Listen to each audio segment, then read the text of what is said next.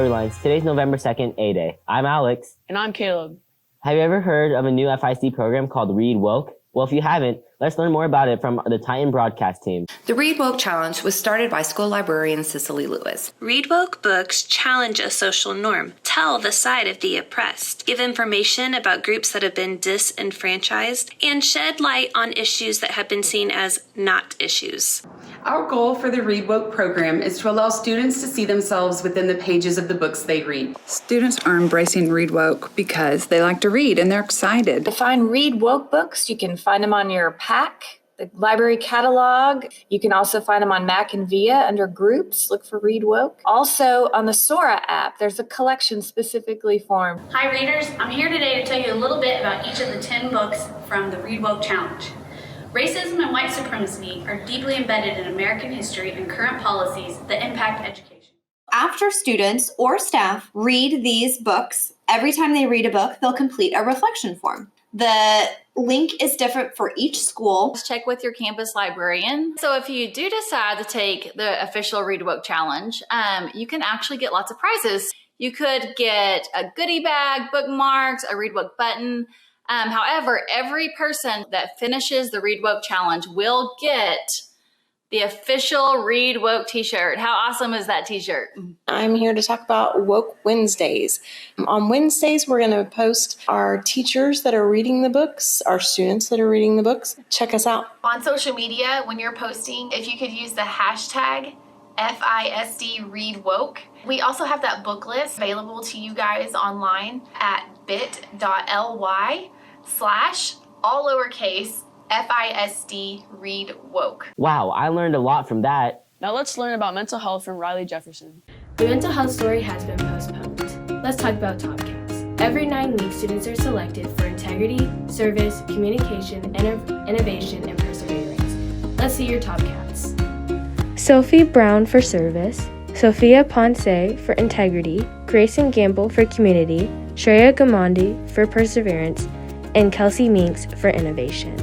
Let's see how Grayson Gamble feels about being a Top Cat.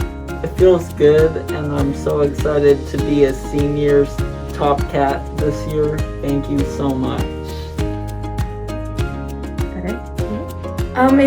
It means something really special just because I try to have a lot of school spirit and I try to help everyone, so it really means a lot that that's finally getting recognized. Congratulations, Lions. Wow, that was amazing. It really was. Now let's kick it over to Carter and Cole to teach us more about Teacher Spotlight. Here at Read It, we are blessed to have an amazing staff full of people who all have a thriving passion for education. However, what many people don't know is that for many staff members here at Read It, education isn't all that they're great at. Today I'm going to be interviewing a teacher here at Read It who has led a very interesting career.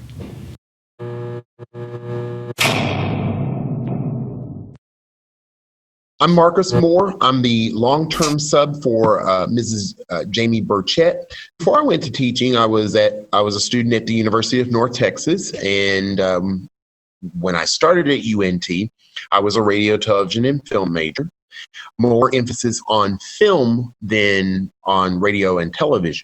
But then I had a producer approach me, and she was looking for somebody to be the star of her children's show called Dewey's Dreams. And from there, Mr. Moore became heavily involved in both television and radio and found joy in putting smiles on the faces of others. So 3 weeks after the first episode of Dewey's Dreams aired, I was approached and asked, hey, if we gave you 4 hours of live television time, what would you do with it? And so October 17th, 1993, the very first episode of the Marcus Moore Show aired on NTTV. It was the first episode of 1,768 episodes, but we were on the air for 4 hours talking. It was like doing Kid Craddock in the morning show on 106.1, but it was also like doing The View. You're listening to the Marcus Moore Show and the Sunday Slowdown here on WCDR Radio. Eventually, Mr. Moore decided to bring the Marcus Moore Show to the classroom where he felt a calling to educate students. That was the calling, was to teach. Most of the people who I looked up to growing up were my teachers. And because of that, I wanted to go into education. I wanted kids to see me as this person who is the most successful person in the room, that I'm going to do things a little bit differently than everybody else. I'm not going to be like any other teacher.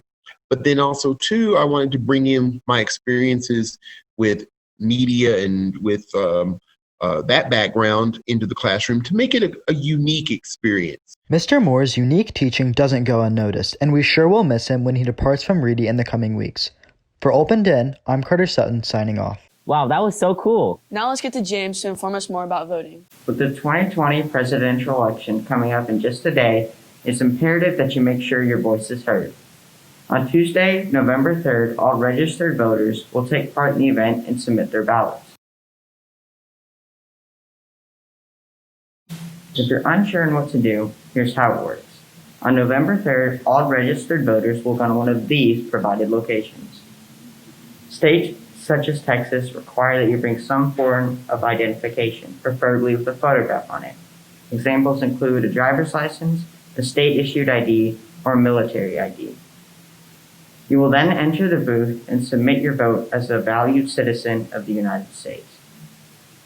I hope this was helpful, but if you have any more questions, please feel free to contact Ms. Lambert or visit the RHS library for more information. Wow, thanks, James. Now I know more about voting. That's all for today, folks. And remember, roar, Lions, roar.